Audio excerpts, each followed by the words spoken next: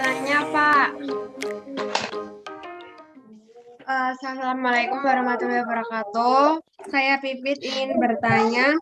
Tadi kan pada skala ordinal kan kayak jaraknya itu tidak tentu. Nah, bagaimana kita sebagai misalnya ingin mengira-ngira jarak, menentukan jaraknya gitu, Pak. Soalnya kan tadi dikatakan jaraknya tuh tergantung peneliti. Nah, biar bisa mengira-ngira tuh gimana, Pak? Terima kasih.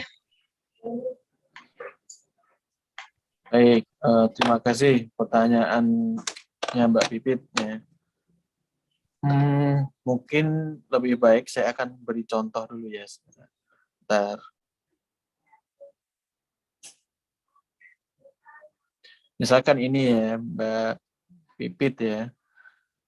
Guru harus menerima kemungkinan pendapat sebelum memutuskan sesuatu. Misalkan gini. Guru harus menerima berbagai kemungkinan pendapat sebelum memutuskan sesuatu. Apakah Anda setuju sebagai seorang guru?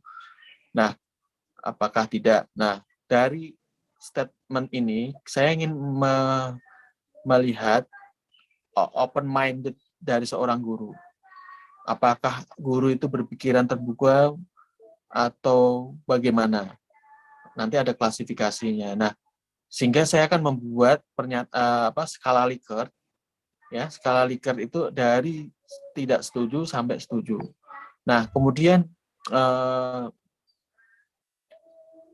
bagaimana langkah kita sebagai peneliti untuk menentukan berapa jaraknya. Kalau di sini jaraknya itu saya bikin 1, 2, 3, 4, 5, 6. Nah, kalau pertanyaannya Mbak Pipit tadi, Pak, sebagai peneliti gimana langkah kita untuk menentukan mana yang tepat untuk membuat berapa jaraknya gitu kan. Nah, tergantung siapa yang kita teliti, Mbak. Pertama. Kedua, misalkan saya contohkan dulu deh yang pertama tadi. Misalnya Anda meneliti anak SD, ya. Di samping pertanyaannya itu harus mudah dimengerti anak, ya, misalkan tentang pernyataan, maksud saya, pernyataan harus dimengerti anak, optionnya pun juga tidak disarankan banyak-banyak. Ya. Jadi kalau anak SD itu kan bahkan kadang-kadang pertanyaannya cuma setuju, jawabannya itu setuju dan tidak setuju, iya dan tidak, gitu loh. Kalau tidak ya 0, kalau iya ya 1, ya kan, gitu. Karena anak SD itu pemikirannya nggak bisa, bukan nggak bisa, tapi belum terbiasa berpikir analitik sampai sejauh pemikiran orang dewasa. Nah, bisa saja saya ambil ini itu adalah 1, 2, 3, 4, Mbak Pipit ya. Cukup tidak setuju sampai setuju. Nah, kenapa kok saya ngambil sampai 6? Nah, semakin detail panjangnya ini,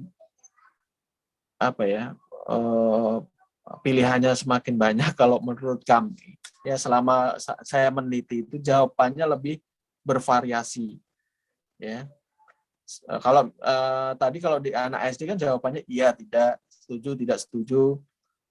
Jawabannya kan dua itu aja, dua. Nah, kemudian kalau misalkan setuju, netral, tidak setuju misalkan, itu menjadi jawabannya juga enggak bervariasi, dan terkadang untuk melihat pola jawaban itu kita harus ini juga, misalkan ini kan saya gunakan untuk guru dan calon guru. Artinya mereka sudah bisa berpikir bahwa perbedaan antara sangat tidak setuju, semakin mengungkapkan rasa ketidaksetujuannya, itu berarti ya anak orang dewasa lebih paham.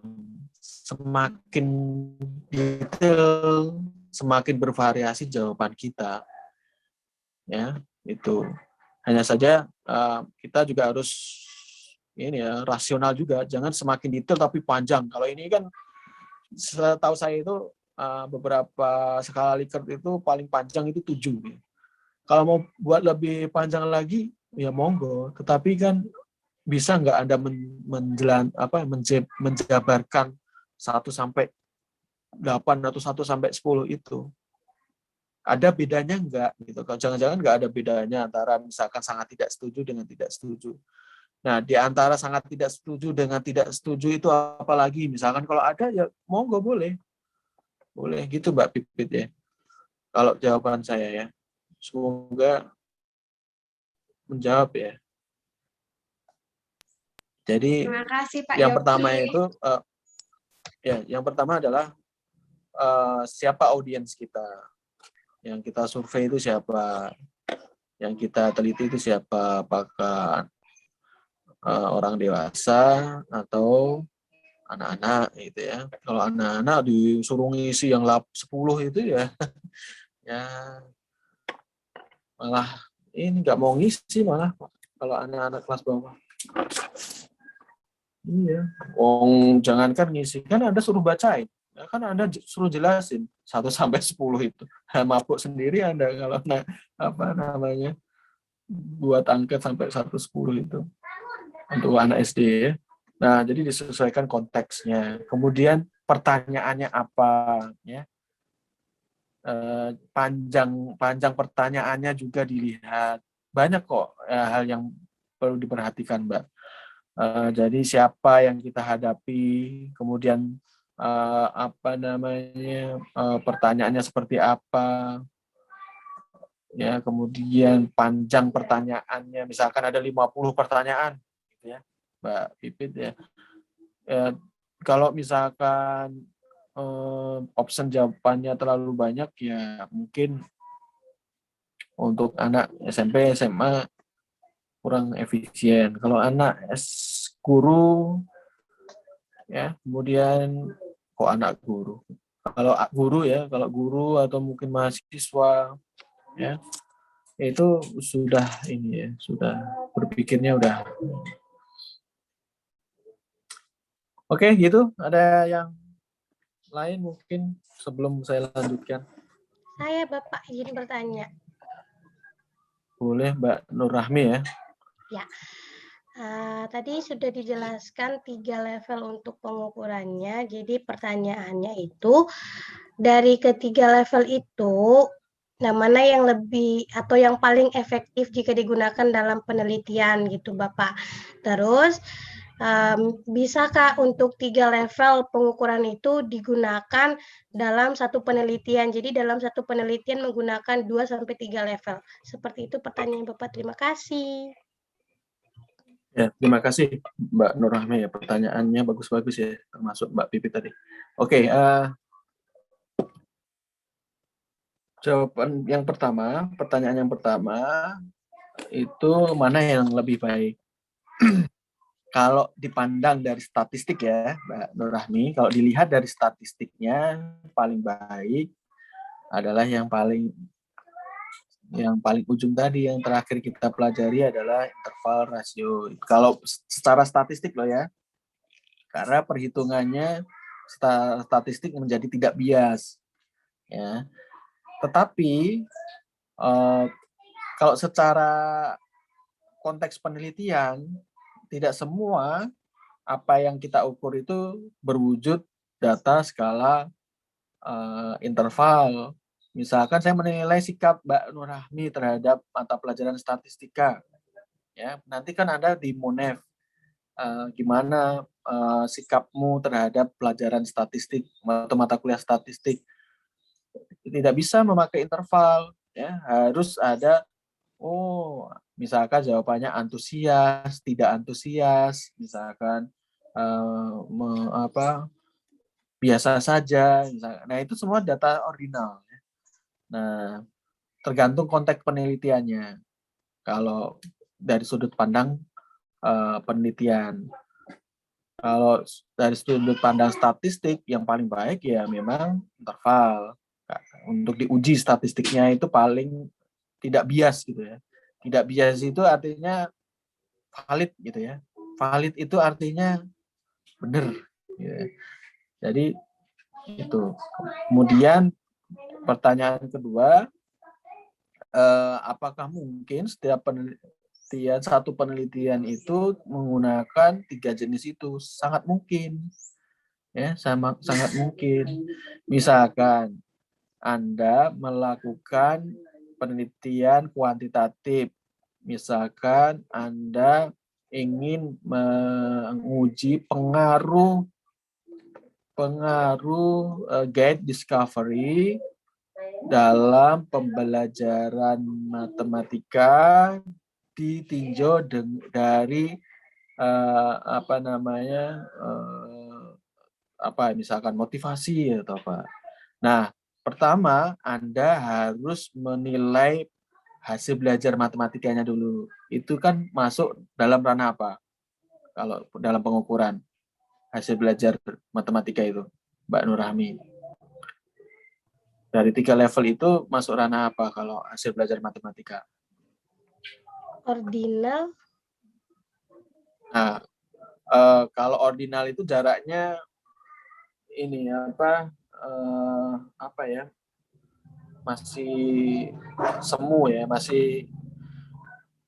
Kalau hasil belajar itu sudah skala interval ya. Misalkan Anda memberi skor, tergantung ya skornya 1 sampai 10. Ya rentangnya 1 sampai 10 itu. Nah, tetapi kalau ordinal itu misalkan kayak motivasi. Tadi kan saya sebutkan motivasi ya.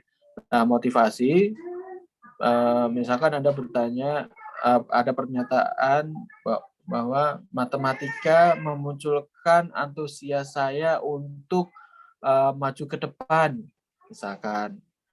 Nah, itu ada setuju, tidak setuju, dan seterusnya, itu dinilai 1 sampai 4. Itu ordinal. Nah, sangat mungkin. Kemudian dilihat gendernya. Skor matematika yang laki-laki dan perempuan itu ada bedanya enggak sih hasil belajarnya? Bukan wanita laki-lakinya tok yang dibandingkan, tetapi skor matematikanya yang diperoleh dari misalkan kelas 5F yang laki-laki dan perempuan dibandingkan, bisa ya, yang dibandingkan skor matematika dari kelompok perempuan dan kelompok laki-laki. Ya itu nanti pengelompokan laki-laki dan perempuan itu kan termasuk nominal. Mbak Nurahmi, saya mohon apa yang kita pelajari itu apa saja hari ini, KK-nya aja, kata-kata kuncinya aja, 1-2 kata. Yang kita pelajari untuk hari ini, pertama tadi Bapak menjelaskan kalau untuk mencari rumusan masalah atau mencari masalah dalam beban penelitian itu bisa lewat 4 cara. Yang pertama dari pengalaman, bisa dari data empirik, bisa dari referensi, atau bisa dari teori-teori. Terus yang kedua yang Bapak bahas tadi, itu mengenai level pengukuran atau bisa juga disebut sebagai jenis pengukuran. Itu ada 3, ada nominal, ada ordinal, dan juga interval rasio. Kalau nominal itu berkaitan dengan kategori, jadi tidak mengukur tinggi rendah atau semacamnya, tapi hanya mengelompokkan, dan angka yang digunakan di situ itu hanya sebagai patokan saja. Kalau ordinal itu lebih kompleks dari nominal, dan itu bisa mengukur tinggi rendahnya. Misal itu rentan sosial di masyarakat, siapa yang lebih tinggi, siapa yang lebih rendah, bisa seperti itu. Kalau interval rasio itu biasanya mengukur panjang atau jarak dari misalnya dari angka 0 sampai dengan 100. Nah, jarak antara 0 ke 100 itu diukur dalam skala interval rasio. Itu yang dipahami oleh saya, Bapak. Terima kasih. Betul apa yang disampaikan Mbak Nurahmi semua atau mungkin ada perbaikan dari Mbak Pipit? Coba. Iya, tadi sudah sama seperti Icis. Tadi membahas kalau pada itu ada masalah, terus jenis-jenis apa namanya skala. Terus aku mau nambahin aja, Pak. Tadi tuh kita juga belajar tentang statistik deskriptif. Tadi belum sepertinya. Nah, kita tuh perlu belajar itu agar datanya tuh dapat dibaca orang lain tuh lebih mudah karena tuh lebih tertata. Nah, misalnya tuh dengan menggunakan tabel, histogram, dan lain sebagainya. Tadi itu dalam apa namanya statistik deskriptif itu ada data terpusat dan data menyebar juga. Terima kasih. Ya, terima kasih Mbak Pipit. Ya,